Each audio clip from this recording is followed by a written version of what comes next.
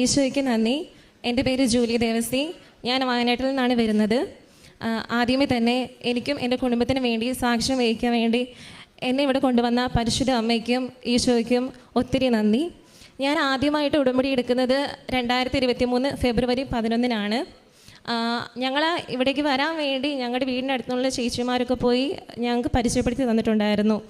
അപ്പോൾ ആ സമയത്ത് ഞങ്ങൾ വെച്ച നിയോഗങ്ങളിൽ ഏറ്റവും പ്രധാനപ്പെട്ട ഒരു നിയോഗം എന്ന് പറയുന്നത് എൻ്റെ OET പരീക്ഷ പാസ്സാകാൻ വേണ്ടിയിട്ടായിരുന്നു. കാരണം ഞാൻ ഓൾറെഡി ഇവിടെ വരുന്നതിന് മുന്നേ 2 തവണ OET പരീക്ഷ പാസ്സായിട്ടുണ്ടായിരുന്നു. ആ സമയത്ത് എൻ്റെ വീട്ടിൽ നിന്ന് എന്നോട് പറയുമായിരുന്നു, നീ ഉടമ്പടി എടുക്കണം, പ്രാർത്ഥിക്കണം എന്നൊക്കെ. പക്ഷേ അല്ലാതെ പ്രാർത്ഥിക്കുമെങ്കിലും ഉടമ്പടി എടുത്ത് പ്രാർത്ഥിക്കാനുള്ളൊരു താല്പര്യമൊന്നും എനിക്കില്ലായിരുന്നു. അങ്ങനെ 2 പരീക്ഷ കഴിഞ്ഞപ്പോഴത്തേക്ക് എനിക്ക് മനസ്സിലായി, എൻ്റെ കഴിവ് കൊണ്ടോ ഞാൻ പഠിച്ചത് കൊണ്ടോ ഈ പരീക്ഷ ഞാൻ ഒരിക്കലും പാസ്സാവാൻ പോകുന്നില്ല എന്ന്. അങ്ങനെ ഞാൻ ഉടമ്പടി എടുത്തോളാന്ന് 2ാമത്തെ എക്സാമിൻ്റെ റിസൾട്ട് വന്നപ്പോൾ ഞാൻ തീരുമാനം എടുത്തു. അങ്ങനെയാണ് ഞാനിവിടെ വരുന്നത്. അങ്ങനെ ഞാനിവിടെ വന്ന് OET എക്സാം പാസ്സാവണമെന്നല്ല ഞാൻ നിയോഗം വെച്ചത്. എനിക്കൊരു എക്സാം എഴുതാനുള്ള ധൈര്യം വേണമെന്നാണ്. കാരണം 2 പരീക്ഷ എഴുതി കഴിഞ്ഞപ്പോഴത്തേക്കും എനിക്ക് അതിനോടുള്ളൊരു ധൈര്യം പോയി. എനിക്കിത് കിട്ടുമോ, ഇത് ഈശോയുടെ പദ്ധതിയാണോ, അല്ലെങ്കിൽ എനിക്ക് വേണ്ട, എൻ്റെ ഇഷ്ടത്തിനനുസരിച്ച് എനിക്ക് OET ഒരിക്കലും കിട്ടണ്ട. അങ്ങനെ എനിക്ക് OET എക്സാം കിട്ടാനുള്ള ധൈര്യത്തിന് വേണ്ടി പ്രാർത്ഥിച്ചു. അങ്ങനെ ഉടമ്പടിയിലായിരിക്കുന്ന സമയത്ത് എനിക്കെപ്പോഴും ജൂലൈ 12 എന്നുള്ളൊരു ഡേറ്റ് ഇങ്ങനെ എപ്പോഴും മനസ്സിൽ കാണുമായിരുന്നു. അപ്പോൾ ഞാൻ വിചാരിച്ചു, മാതാവ് എന്നെ ഈ ഒരു സമയമാകുമ്പോഴത്തേക്ക് എന്നെ പാസ്സാക്കി തരുമെന്ന്. അപ്പോൾ ഞാൻ ജൂലൈയിൽ എന്നെ പാസ്സായി കിട്ടാൻ വേണ്ടിയിട്ട് ഞാൻ ജൂണിൽ ഡേറ്റ് എടുത്തു, എക്സാം എഴുതി. ഞാൻ വീണ്ടും വന്ന് ഉടമ്പടി പുതുക്കി അച്ഛനെ കണ്ടു, കൈവച്ച് പ്രാർത്ഥിച്ചു, എനിക്ക് കാശുരൂപം തന്നു. അപ്പോൾ എനിക്ക് ഉറപ്പായിരുന്നു ഞാൻ എന്തായാലും OET പരീക്ഷ പാസ്സാവുമെന്ന്. പക്ഷേ കഴിഞ്ഞ 3 പ്രാവശ്യത്തെയും പോലെ തന്നെ ഈ 3ാമത്തെ തവണയും എനിക്ക് 10 മാർക്കിന് ഒരു മൊഡ്യൂളിൽ വെച്ചാണ് ഈ 3 പ്രാവശ്യം പോയിക്കൊണ്ടിരുന്നത്. വലിയ നിരാശയൊന്നും തോന്നിയില്ല. ഞാൻ ഉടമ്പടിയിലാണ്. ആ റിസൾട്ട് വന്നപ്പോൾ ഞാൻ തീരുമാനിച്ചു, ഇനി ഒരു തവണയും കൂടി ഞാൻ പരീക്ഷ എഴുതും. ആ രീതിയിൽ ഞാൻ മുമ്പോട്ട് വന്നു. അങ്ങനെ ഞാൻ എക്സാം ഡേറ്റ് എടുക്കാൻ വേണ്ടി ഞാൻ എത്ര ശ്രമിച്ചിട്ടും എനിക്ക് പറ്റുന്നില്ല. ഞാൻ എപ്പോഴും കോൺടാക്ട് ചെയ്യുന്ന ഏജൻസിയിൽ അപ്പോൾ ബുക്കിംഗ് ഇല്ലായിരുന്നു എക്സാമിന് വേണ്ടിയിട്ട്. പിന്നെ ഞാൻ വേറൊരു ഏജൻസിനെ കോൺടാക്ട് ചെയ്തപ്പോൾ എനിക്ക് എന്ത് ചെയ്തിട്ടും എൻ്റെ ബുക്കിംഗ് നടത്താൻ പറ്റുന്നില്ലായിരുന്നു. എൻ്റെ ഫ്രണ്ട്സ് വഴി ചെയ്യാൻ നോക്കി, അവർ മുഖേന എനിക്ക് എന്ത് ചെയ്തിട്ടും എൻ്റെ എക്സാം ബുക്ക് ചെയ്യാൻ പറ്റുന്നില്ല. ആകെ നിരാശയായി. അങ്ങനെ ഈ പറഞ്ഞ മാതാവ് എനിക്ക് കാണിച്ചു തന്ന ഡേറ്റ് ജൂലൈ 12 വരികയാണ്. അപ്പോൾ എന്തെങ്കിലും ആവട്ടെ, ഞാൻ അന്ന് ഡേറ്റ് എടുത്തോളാം എന്ന് വിചാരിച്ച് ഞാൻ അന്നത്തേക്ക് വേണ്ടി കാത്തിരുന്നു. ഞാൻ അന്ന് ഡേറ്റ് എടുത്തു. അന്ന് എനിക്ക് പരിശുദ്ധ മാതാവിൻ്റെ അനുഗ്രഹത്താൽ ഡേറ്റ് എടുക്കാനും എനിക്ക് ഇഷ്ടപ്പെട്ട സെൻട്രൽ എക്സാം എഴുതാനും സാധിച്ചു. ഞാൻ എല്ലാ പ്രാവശ്യവും ഒരു ഉടമ്പടി വന്ന ആദ്യം എഴുതിയ പരീക്ഷയിൽ ഒരു 10% പഠിച്ചും 90% ഉടമ്പടിയിലും വിശ്വസിച്ചു പോയി. പക്ഷേ ഇതിന് ഞാൻ ലാസ്റ്റായിട്ട് എഴുതുന്നുള്ളൊരു എക്സാമിൽ 100% ഉടമ്പടിയിൽ മാത്രം വിശ്വസിച്ച് ഒന്നും പഠിക്കാതെ പരീക്ഷയ്ക്ക് വേണ്ടി എക്സ്ട്രാ എഫേർട്ടൊന്നും ഇടാതെ ഞാൻ പോയി എക്സാം എഴുതി. മാതാവിൻ്റെ കാശുരൂപം മാത്രമേ എനിക്കൊരു ആയുധമായിട്ട് അന്ന് എൻ്റെ കയ്യിലുണ്ടായിരുന്നുള്ളൂ പരീക്ഷയുടെ സമയത്ത്. അങ്ങനെ വിജയകരമായി എനിക്ക് എക്സാം എഴുതാനും നല്ല മാർക്കോടെ എക്സാം പാസ്സാവാനും സാധിച്ചു. അങ്ങനെ ഞാൻ വിചാരിക്കാത്ത രീതിയിൽ നല്ല മാർക്ക് നൽകി മാതാവിനെ അനുഗ്രഹിച്ചു. ഇതാണ് എൻ്റെ ആദ്യത്തെ സാക്ഷ്യം. അപ്പം ഞാൻ OET കിട്ടിയപ്പോൾ വിചാരിച്ചു, ഇനി എനിക്ക് തടസ്സങ്ങളൊന്നുമില്ല, ഇനി എൻ്റെ വിദേശത്തേക്കുള്ള എല്ലാ കാര്യങ്ങളും ഭംഗിയായി നടക്കുന്നു. പക്ഷേ ഓരോ സ്റ്റേജിലും ഓരോ തടസ്സങ്ങളുണ്ടായി. എന്നാലും പരിശുദ്ധ മാതാവ് ഓരോ തടസ്സങ്ങളിലും മാതാവിൻ്റെ സാന്നിധ്യം ഇടപെടലിനെ അറിയിച്ചു തന്നു.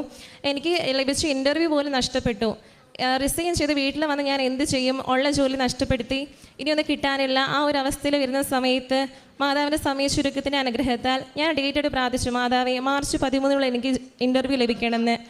മാർച്ച് 13 തന്നെ എനിക്ക് ഇൻ്റർവ്യൂ ലഭിക്കുവാനും അറ്റൻഡ് ചെയ്ത് ലഭിക്കുവാനും ഇടയാക്കി മാതാവിനെ അനുഗ്രഹിച്ചു. ഇന്ന് ഈ സന്നിധിയിൽ നിൽക്കുമ്പോൾ പരിശുദ്ധ അമ്മയുടെ മധ്യസ്ഥാൽ എനിക്ക് എൻ്റെ വിസയും ടിക്കറ്റ് എല്ലാം ലഭിച്ചു കഴിഞ്ഞു. പരിശുദ്ധ അമ്മയ്ക്ക് ഒത്തിരി നന്ദി. മറ്റൊരു അനുഗ്രഹം എനിക്ക് ലഭിച്ചൊരു സൗഖ്യമാണ്. എനിക്ക് കുഞ്ഞുനാൾ മുതലേ എൻ്റെ തലയിൽ ഒരു മുഴ രൂപപ്പെട്ട് വന്നിരുന്നു. പക്ഷെ ഞാൻ അത്ര കാര്യമാക്കിയില്ല, അത് എന്തെങ്കിലും പോകും അങ്ങനെയായിരുന്നു ഞാൻ വിചാരിച്ചിരുന്നത്. പക്ഷേ ഗ്രാജുവലി അതൊരു കോളേജ് സമയമായപ്പോഴത്തേക്കും വളരാൻ തുടങ്ങി. അപ്പോൾ എനിക്ക് ചെറിയ പേടിയുണ്ട്. ഒരു നേഴ്സൊക്കെ ആണെങ്കിൽ ഞാനിതിന് വേണ്ടി ഒരു ഡോക്ടറെ കാണാനും ഒന്നിനും ഞാൻ മുമ്പിട്ട് ഇറങ്ങിയില്ല. പക്ഷെ ഞാൻ ഉടമ്പടി എഴുതി തൈലം പുരട്ടി പ്രാർത്ഥിക്കുമായിരുന്നു. ധ്യാനത്തിൻ്റെ സമയത്ത് അച്ഛൻ നമുക്ക് എവിടെയാണ് പ്രശ്നമുള്ളത് അവിടെ തലയിൽ കൈവച്ച് പ്രാർത്ഥിക്കണം പറഞ്ഞ സമയത്ത് അങ്ങനെ ചെയ്തു. പിന്നെ പെട്ടെന്നൊരു ദിവസം ഞാൻ തലയിൽ തൊട്ട് നോക്കുമ്പോൾ എനിക്കത് കാണാനില്ല, അത് ചുരുങ്ങിപ്പോയി. അങ്ങനെ അത് വളർന്നുകൊണ്ടിരിക്കുന്ന മുഴ ചുരുക്കി തന്ന് എന്നെ സൗഖ്യം നൽകി മാതാവിനെ അനുഗ്രഹിച്ചു. ഇത് കൂടാതെ എൻ്റെ അമ്മയ്ക്ക് ഉടമ്പടി വഴിയെ ഒരു സൗഖ്യം ലഭിക്കുകയുണ്ടായി. അമ്മയുടെ കാലിൻ്റെ മുട്ടിലൊരു ഇഞ്ചുറി ഉണ്ടായിരുന്നു. അപ്പോൾ അമ്മയ്ക്ക് ഒരു കയറ്റം കയറാനോ നടക്കുവാനോ മുട്ടുകുത്താനൊന്നും പറ്റത്തില്ലായിരുന്നു. അപ്പോൾ എനിക്ക് മുട്ടുകുത്തി കാണണമെന്നൊരു ആഗ്രഹം ഉണ്ടായിരുന്നു. ഒരു 2 വർഷമായിട്ട് അതിനൊന്നും സാധിച്ചിട്ടില്ലായിരുന്നു. പക്ഷേ ഇന്നിവിടെ നിൽക്കുന്ന സമയത്ത് എൻ്റെ അമ്മ മുട്ടുകുത്തി പ്രാർത്ഥിക്കുന്നത് കണ്ടിട്ടാണ് ഞാനിവിടെ ഈ സന്നിധിയിൽ വന്ന് നിൽക്കുന്നത്. മാതാവിന് ഒത്തിരി നന്ദി. അപ്പോൾ ഈ ഒരു സമയത്തെല്ലാം മാതാവിൻ്റെ സാധ്യത ഞാൻ തിരിച്ചറിഞ്ഞത് ധ്യാനങ്ങളുടെ സമയത്ത് മാതാവിൻ്റെ മുല്ലപ്പുസ്തകം എനിക്ക് ലഭിക്കുകയുണ്ടായി. എനിക്ക് ഉടമ്പടിക്ക് മുന്നേ ഒന്നും ഇങ്ങനത്തെ ഒരു അനുഭവമേ ഉണ്ടായിട്ടില്ല. ഉടമ്പടിക്ക് ശേഷമാണിത്.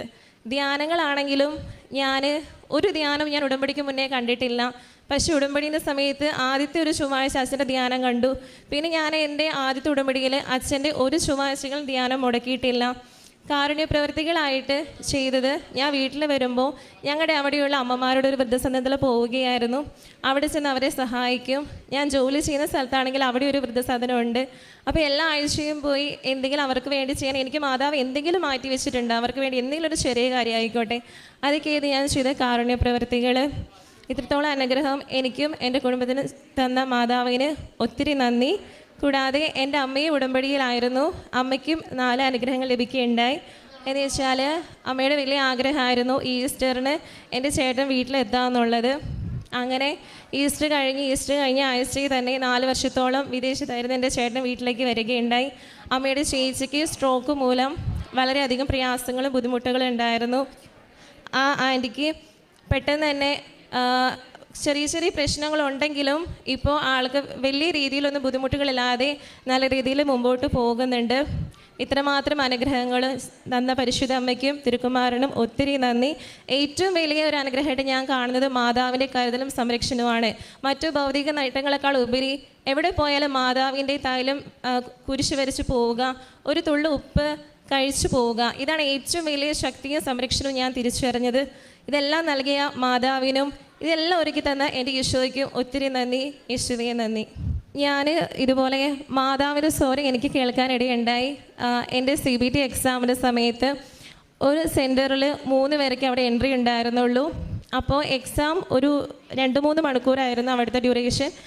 അപ്പോൾ ഞാൻ എക്സാം വേഗം പരിശുദ്ധമ്മയുടെ അനുഗ്രഹത്താൽ എനിക്ക് പെട്ടെന്ന് എല്ലാം ചെയ്യാൻ സാധിച്ചു. പക്ഷെ ഞാൻ സബ്മിഷൻ കൊടുത്തില്ല. ലാസ്റ്റ് ആവട്ടെ എന്ന് വിചാരിച്ച് ലാസ്റ്റിലേക്ക് മാറ്റി വെച്ചു. ആ സമയത്ത് പുറത്തിരിക്കുന്ന സാറ് പറഞ്ഞു, കഴിഞ്ഞവർ പൊക്കോ എന്ന് പറഞ്ഞിട്ട് പോയി സാറ്. അപ്പോൾ എൻ്റെ കൂടെ നിന്ന് ബാക്കി 2 പേര് പോയി. പിന്നെ ഞാൻ മാത്രം അവിടെ ഉണ്ടായിരുന്നുള്ളൂ. സബ്മിഷൻ കൊടുത്തു കഴിഞ്ഞിട്ട് എൻ്റെ സിസ്റ്റത്തിലേക്ക് ഒരുപാട് ക്വസ്റ്റ്യൻസ് വന്നുകൊണ്ടിരിക്കുക. അറിയാവുന്നതൊക്കെ ഞാൻ ചെയ്തു. പിന്നെ ഏതൊരു ക്വസ്റ്റ്യൻ വന്ന സമയത്ത് എനിക്ക് എന്താ ആൻസർ കൊടുക്കേണ്ടതെന്ന് അറിയില്ല. യെസ് ആണോ നോ ആണോ എന്താണെന്നറിയില്ല. എനിക്ക് ആ ക്വസ്റ്റ്യൻ എത്ര വായിച്ചിട്ടും മനസ്സിലാവുന്നില്ല. എന്നെ സഹായിക്കാൻ പരിശുദ്ധ അമ്മയിലുണ്ട് അവിടെ ആരുമില്ല. അപ്പം ഞാൻ പെട്ടെന്ന് ഞാൻ എന്താ ചെയ്യേണ്ടതെന്ന് അറിയാണ്ട് നിൽക്കുന്ന സമയത്ത് ഞാൻ എസ് എന്നൊരു സ്വരം അവിടെ കേൾക്കുകയാണ്. അതൊരു ഗ്ലാസ് ഇട്ട റൂമാണ്. എങ്ങനെ പുറത്ത് സംസാരിച്ചാലും ആ റൂമിലേക്ക് ആരുടെയും സ്വരം കേൾക്കത്തില്ല. ഞാനല്ലാതെ ആ റൂമിൽ ആരുമില്ല. അങ്ങനെ പരിശുദ്ധ അമ്മയുടെ സ്വരം ഞാൻ കേട്ട് ഞാൻ എക്സാം കണ്ടിന്യൂ ചെയ്ത് അതും പാസ്സായി. ഈ പറഞ്ഞ പോലെ മുല്ലപ്പുസ്തകം ഞാൻ അനുഭവിച്ചത് ധ്യാനത്തിൻ്റെ സമയത്തായിരുന്നു. ഈശോയ്ക്ക് ഒത്തിരി നന്ദി. പരിശുദ്ധ അമ്മയുടെ മധ്യസ്ഥ സഹായത്താൽ ഈ മകളുടെ സാക്ഷ്യത്തിൽ ഏറ്റവും പ്രധാനപ്പെട്ടത്, ഏറ്റവും അവസാനം ഈ മകൾ തന്നെ പറയുന്നൊരു കൺക്ലൂഷൻ, പരിശുദ്ധ അമ്മയുടെ ഒരു സംരക്ഷണവും സാന്നിധ്യവും ഈ ഉടമ്പടിയിലൂടെ അനുഭവിക്കാൻ സാധിച്ചു എന്നുള്ളതാണ് ഏറ്റവും പ്രധാനപ്പെട്ട എനിക്ക് ലഭിച്ച ഒരു വലിയൊരു അത്ഭുതവും അടയാളവും എന്ന് പറയണത്. അപ്പോൾ ഈ ഒരു ദൈവിക സാന്നിധ്യത്തിൻ്റെയും സംരക്ഷണത്തിലും ഒരു വ്യക്തിയാണ് എന്നും ഉടമ്പടിയിലായിരിക്കുന്ന വ്യക്തിയോടൊപ്പം മാതാവിൻ്റെ വലിയൊരു സാന്നിധ്യം കൂടെ സഞ്ചരിക്കുന്നുണ്ടെന്നുള്ള സഞ്ചാരി മാതാവിൻ്റെ ഒരു സാന്നിധ്യം അനുഭവിച്ചു എന്ന് വ്യക്തിപരമായിട്ട് സാക്ഷ്യപ്പെടുത്തുന്ന തരത്തിലുള്ള അനുഭവങ്ങളാണ്. ഇപ്പോൾ പരീക്ഷയുടെ അവസാനം പറഞ്ഞ ശബ്ദം കേട്ടു എന്ന് പറയുന്ന അനുഭവം വരെയും സുഗന്ധാഭിഷേകം ലഭിച്ചു എന്ന് പറയുന്ന അനുഭവം എല്ലാം ഇത് ഉടമ്പടിയുടെ ഒരു വലിയൊരു ഘടകമാണ്. അതായത് പ്രസൻസ്. നമ്മൾ പ്രാർത്ഥിക്കുമ്പം അല്ലെങ്കിൽ ഉടമ്പടി എടുത്തൊരു വ്യക്തി പ്രാർത്ഥിക്കുമ്പോൾ ആ പ്രാർത്ഥനയോടൊപ്പം അമ്മ കൂടെ സഞ്ചരിക്കുന്ന അനുഭവം എല്ലാ സാക്ഷ്യങ്ങളിലും തന്നെ ഉണ്ടാവുന്നതാണ്. ചിലർക്കത് വളരെ പ്രകടമായിട്ട് അനുഭവപ്പെടുന്നു, ചിലർ ഇങ്ങനെ സുഗന്ധാഭിഷേകത്തിലൂടെയും സാന്നിധ്യത്തിലൂടെ അനുഭവിക്കുന്നു. അപ്പോൾ അമ്മയുടെ ഉടമ്പടിയിൽ അമ്മയ്ക്ക് ലഭിച്ച അനുഭവങ്ങളും അതും കൂടെ ചേർത്ത് വെച്ചാണ് സാക്ഷ്യം പറയുന്നത്. അപ്പോൾ ഉടമ്പടിയിലെ വസ്തുക്കളൊക്കെയും ഈ ആത്മീയമായിട്ടുള്ള ഈ ഒരു ഉടമ്പടി ജീവിതത്തിൽ ഭയങ്കര വലിയ ശക്തിയായെന്നുള്ളതാണ്. ഇനിയും മുൻപോട്ടുള്ള ഉടമ്പടി ജീവിതത്തിൽ പരിശുദ്ധ അമ്മയുടെ വലിയ സാന്നിധ്യം പ്രകടമായിട്ട് അനുഭവിക്കുവാനും തീക്ഷ്ണതയോടെ കാരുണ്യപ്രേക്ഷിത പ്രവർത്തനം ചെയ്യുവാനും ഈ മകളെയും കുടുംബത്തെയും അപ്പോൾ ഉടമ്പടിയെടുത്ത് എല്ലാവരെയും സഹായിക്കട്ടെ എന്ന് പ്രാർത്ഥിക്കുന്നു. ഈ കുടുംബത്തിന് നൽകിയ എല്ലാ അനുഭവങ്ങൾക്കും നമുക്ക് കരങ്ങളടിച്ച് ദൈവത്തിൻ്റെ നാമം മഹത്വപ്പെടുത്താം.